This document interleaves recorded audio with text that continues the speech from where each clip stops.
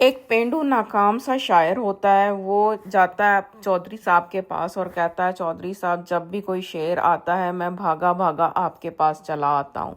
और यही कुछ मेरे हालात हैं कि जब भी कोई मेहमान आता है तो हम भागे भागे कहाँ जाते हैं, होम डिपो पे, होम सेंस पे या ग्रोसरीज लेने। तो मेरे भी एक्सपेक्टेड था कि मेरे गेस्ट आ रहे हैं पाकिस्तान से, तो मैं भागी भागी गई हूँ बहुत सारी चीज़ें लेने, बहुत सारी शॉपिंग करने। तो उसके साथ साथ ये मौसम जो है इतना शदीद ख़राब है, इतना शदीद। अब -27 है और इसमें सारी चीज़ें बाय करनी है, ग्रोसरीज बाय करनी है, कुछ घर की दोबारा से सेटिंग करनी पड़ती है। और आप लोग सोचें, ज़रा तसव्वुर करें कि जब -27 हो, आप ग्रोसरीज लेके अपनी बकेट में रखें, अपनी ट्रॉली में रखें, फिर गाड़ी में रखें, इतना बुरा हशर होता है, इतना बुरा हशर होता है, हर चीज़ जमती जाती है।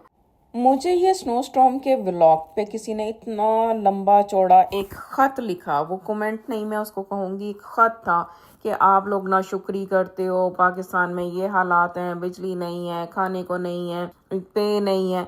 ये इस तरह का इतना लंबा चौड़ा ख़त था कि अगर आप जाके देखें, मैंने उसको डिलीट नहीं किया, मैंने उसको ऐसे ही रहने दिया, क्योंकि बैड कमेंट भी जो होते हैं ना, वो भी आपको कहीं ना कहीं पे ही कर रहे होते हैं। तो मेरा ये बस हल्का सा जवाब है इस चीज़ के लिए, हम नाशुक्री नहीं करते।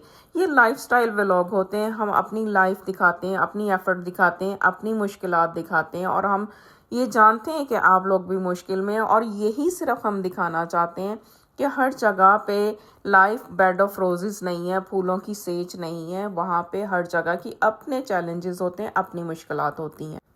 दिखाने का मकसद सिर्फ यही होता है कि हम डिफरेंट काइंड के चैलेंजेस जो हैं वो उनको फेस कर रहे हैं।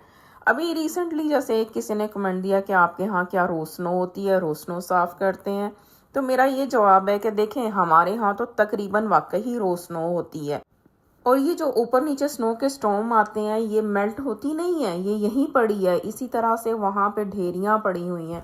ये लाइफ चैलेंजेस हैं जो हम लोग फेस करते हैं। अब मुझे थोड़ा सा होम डिपो से चीज़ें लेनी थी। मैंने आपको मैट्स दिखाए कि ये हम लोगों के यहाँ जैसे वेट वेदर होता है ऑल द टाइम, तो उसके लिए एक बाहर एंट्रेंस पे आपने स्पेशल मैट रखे होते हैं, फिर उससे आगे अंदर एंटर होते मैट्स रखे होते हैं, फिर हमने उसके बाद एक शू ट्रे रखी होती है। ट्रे जो है वो सिर्फ खाना सर्व करने और चाय सर्व करने के काम नहीं आती, हमारे यहाँ शूज़ रखने के काम भी आती है। क्योंकि ये जब स्नो अंदर जाती है, अंदर हीट होती है और वो मेल्ट होके पानी बन जाती है, उस पानी का सारे फ्लोर पे जो बिखरना फ्लोर भी ख़राब करता है और हम स्लिप भी कर सकते हैं। और बहुत ही ख़तरनाक ये चीज़ होती है कि अगर आप डोर पे स्लिप कर जाएं, आपका वॉल पे हिट हो हट या कहीं और इस तरह से बुरी तरह से चोट लग जाए। एक हफ्ता गुजर गया इन स्टॉर्म्स को और स्नो जो है बाहर इसी तरह से पड़ी है। ये देखें, ये मेरा ऊपर से थोड़ा सा व्यू है घर के बाहर। ये बिल्कुल ढेरियाँ अभी तक पड़ी हैं और इनको मेल्ट होते कम से कम महीना तो लग जाएगा। प्लस टेम्परेचर में आएगा तो ये नीचे होना शुरू होंगी। बस ये होता है कि फ्रेश स्नो थोड़ी सी ज़्यादा फ्लफ़ी होती है तो ऊंची होती है, और बाद में ये थोड़ी बैठ जाती है तो वो थोड़ी कम लगती है। लेकिन हमारी दुनिया बाहर अभी भी इसी तरह से सफ़ेद है और एक्सट्रीम कोल्ड भी है। अब ये जो माउंटेन्स बनी थी, ये तकरीबन 7 फुट की माउंटेन बन गई थी स्नो इकट्ठी करने के बाद। मैंने तो जैसे आपको बताया था, गाड़ी वाला बुलाया था तो वो आके साफ़ करके गया था, तो वो बहुत अच्छी तरह से साफ़ हो गया था। लेकिन जिन लोगों ने खुद करनी होती है वो थोड़ा सा पैसेज क्लीन कर लेते हैं और फिर टाइम टू टाइम थोड़ा थोड़ा करके उसको क्लीन करते रहते हैं, ताकि वो एकदम से उन पे बोझ ना पड़े। अब मेरा इस स्नो के अंदर गुम हो गया था फ़ोन। आप देखें, ये एक अनदर चैलेंज है कि इतनी बड़ी ढेरी में से आपको चीज़ कैसे मिलेगी, ये बहुत मुश्किल हो जाता है। ये था मिशन इम्पॉसिबल, यानी आप इसमें से किस तरह से उसको फाइंड करेंगे, जो कि हो नहीं सका। अब आपकी चीज़ें लॉस्ट हो गई तो वो लॉस्ट हो जाती हैं। फिर मुझे पता चला कि यहाँ पे कोई लॉस्ट एंड फाइंड कंपनी है जो रिंग्स आपकी, जैसे यहाँ पे डायमंड रिंग्स बच्चे पहनते हैं, शादी वाली शादीशुदा लोग पहनते हैं, तो यहाँ पे कंपनी ऐसी बनी हुई है जो कि आपकी रिंग्स या आपके लॉस्ट चीज़ें जो हैं वो फाइंड करती हैं। अब वहाँ पे हमने कॉल की है तो वो कहते तो हम तो बड़े बिजी हैं। जब ऐसा वेदर होता है, इस तरह की सारी चीज़ें, सारी कंपनी जो है बहुत ज़्यादा बिजी हो जाती हैं। रोड असिस्टेंट्स के लिए भी हम लोगों ने जैसे सीए मेंबरशिप ली होती है कि रोड पे अगर खुदा ना खास्ता गाड़ी कहीं ख़राब हो जाए, कोई मसला हो जाए, कुछ भी गाड़ी के रिलेटेड मसला हो जाए, तो वो आपको आके हेल्प आउट करते हैं। इस तरह से बहुत सारे ऐसे चैलेंजेस होते हैं जो हम यहाँ पे फेस करते हैं। हमें अपनी गाड़ी में एक्स्ट्रा कपड़े, कोई extra hoodies, jacket, blanket, shoes, इस तरह की चीज़ें भी रखनी पड़ती हैं, क्योंकि कहीं पे भी कोई भी इमरजेंसी हो सकती है। अगर खुदा ना खास्ता हाईवे पे कोई एक्सीडेंट हो, ट्रैफिक जैम हो, तो फिर आप लोगों को वहाँ पे आपके पास गैस इतनी नहीं होती गाड़ी में, जिसको हम पाकिस्तान में पेट्रोल कहते हैं, कि वो इतनी देर चल जाए कि वो आप उसको चला के हीट ऑन करके बैठ सकें। सम टाइम इस एक्सीडेंट को क्लियर होने में 1 से 2 घंटे लग जाते हैं। कभी जल्दी क्लियर हो जाता है, कभी ज़्यादा देर लग जाती है। लेकिन तो इस तरह की सिचुएशन से निपटने के लिए इमरजेंसी वहाँ पे आपके ट्रंक के अंदर ऐसी चीज़ें ज़रूर होनी चाहिए। एक और मुझे किसी ने कमेंट दिया कि आप हमें थोड़ा सा गाइड कर सकते हैं कि आपका वॉइस ओवर बहुत अच्छा आ रहा है या आपकी वीडियो पे व्यूज़ बहुत अच्छे आ रहे हैं, थोड़ा सा हमें गाइड कर दें। मैं पूरी कोशिश करूंगी कि आप लोगों को गाइड कर सकूं। एक तो आप लोग अपनी वीडियो क्वालिटी पे काम करें।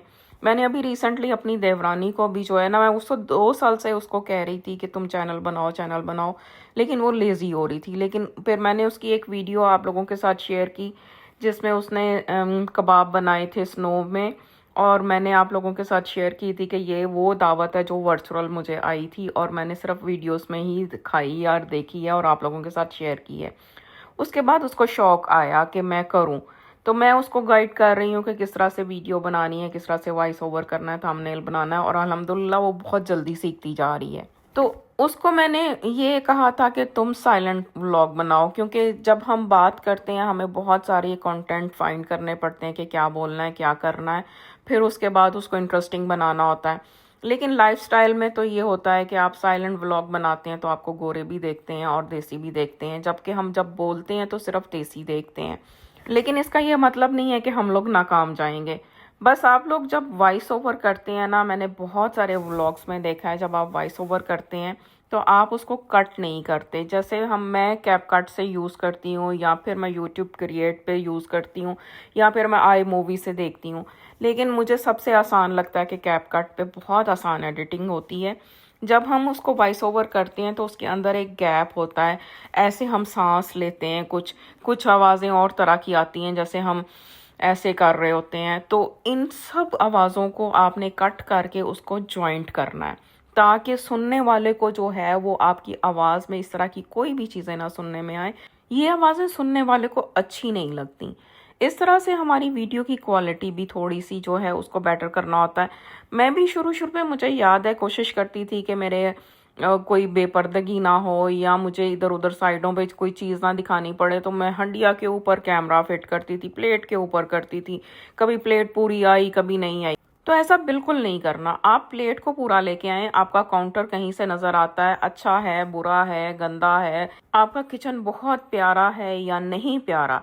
मैंने ये देखा है, बल्कि मिडिल क्लास को, गरीब लोगों को लोग ज़्यादा सपोर्ट करते हैं, ख़ास तौर पे बाहर के रहने वाले। जैसे मैं बस आते खुद हर मिडिल क्लास वाले को, हर जो बंदा स्ट्रगल कर रहा होता है, जिसको ज़रूरत होती है, उसको ज़रूर सब्सक्राइब करके जाती हूँ, उसको ज़रूर लाइक दे के जाती हूँ, कभी कभी उसको कमेंट भी दे के जाती हूँ। हाँ, अगर मेरा सब्सक्राइबर है तो मैं उसको कमेंट ज़रूर देती हूँ। एक और हमारी मिस्टेक होती है कि हम हर रोज़ वीडियो अपलोड अगर करने की कोशिश करते हैं ना, कहते हैं कि जी हर रोज़ करो, इसमें भी लोग इंटरेस्ट लूज़ करते हैं। किसी के पास इतना टाइम नहीं है कि वो आप लोगों की हर रोज़ सेम सेम वीडियो देखे। तो इसलिए मेरा ये कहना है कि वीक में 2-3, या अगर आप बहुत ज़्यादा अपलोड करना चाहते हैं तो एक दिन छोड़ के एक। मैं आजकल एक दिन छोड़ के एक इसलिए अपलोड करने की कोशिश कर रही हूँ क्योंकि मेरे पास बहुत स्टोरेज फुल हो गया है, तो मैं उनको निकालना चाहती हूँ जो कि मेरे पास रिकॉर्डिंग पड़ी हैं। उसके बाद जब मैं इनको अपलोड कर देती हूँ, फिर जो लोग मुझे कमेंट देते हैं, मैं हर कमेंट पे जाती हूँ, उसका जवाब देती हूँ, फिर उस कमेंट करने वाले के चैनल पे जाके उसका वीडियो वॉच करके उसको एक अच्छा सा नाइस कमेंट देती हूँ। इस तरह से हमारा सब्सक्राइबर के साथ एक रिलेशनशिप बनता है। अब मुझे इस तरह से लगता है जैसे ये मेरी एक फैमिली बनती जा रही है, और मुझे बहुत मज़ा आता है उनके साथ बातें करने में, चैट करने में। बहुत सारे ऐसे लोग होते हैं जो तन्हाई में होते हैं, यहाँ पे ख़ास तौर पे, यहाँ की दुनिया में बहुत सारे लोग तन्हाई में ज़िंदगी गुजार रहे होते हैं, तो इनके लिए ये बहुत अच्छी हॉबी है। मैं कोशिश करूँगी आप लोगों को साथ साथ गाइड करती जाऊँ, लेकिन आज का मेरा लेसन यही है कि जब आप वॉइस ओवर करते हैं तो प्लीज़ अपने वॉइस में से, उसमें जो स्पेस होती है जिसमें हम सांस ले रहे हैं या हम ऐसे साउंड कर रहे हैं या किसी का साउंड आ रहा है, कुछ भी आ रहा है, कोई हम ब्रेक लेते हैं, जैसे कि हम एक सेंटेंस को बोलते हैं, जब एक फिक्रा बोलते हैं उसके बाद हम थक जाते हैं तो हमारा एक सांस आता है, उसको सबको कट करके उसको जोड़ते जाएं, आपकी वीडियो की क्वालिटी बेहतर हो जाएगी। और यूट्यूब का जो है मैंने देखा है कि जितनी अच्छी क्वालिटी होती है, जितना अच्छा थंबनेल होता है और टाइटल होता है, उतना ही वो आगे आपको बूस्ट देता है। उम्मीद है आज की वीडियो आपको थोड़ी सी हेल्पफुल होगी और आप लोगों के कुछ क्वेश्चंस का आंसर भी होगा इसमें। आज के लिए इसको यहीं पे ख़त्म करते हैं। बस आप मुझे जल्दी से, जिन्होंने सब्सक्राइब नहीं किया वो सब्सक्राइब ज़रूर करते जाएं और अपना प्रीशियस सा कमेंट ज़रूर दें कि मेरा आज का व्लॉग कैसा था। और अगर आप लोगों को कोई क्वेश्चन है, कुछ पूछना चाहते हैं तो ज़रूर पूछिएगा प्लीज़। और जिन्होंने चैनल को सब्सक्राइब नहीं किया वो सब्सक्राइब करते जाएं मोर अच्छी अच्छी वीडियोज़ के लिए।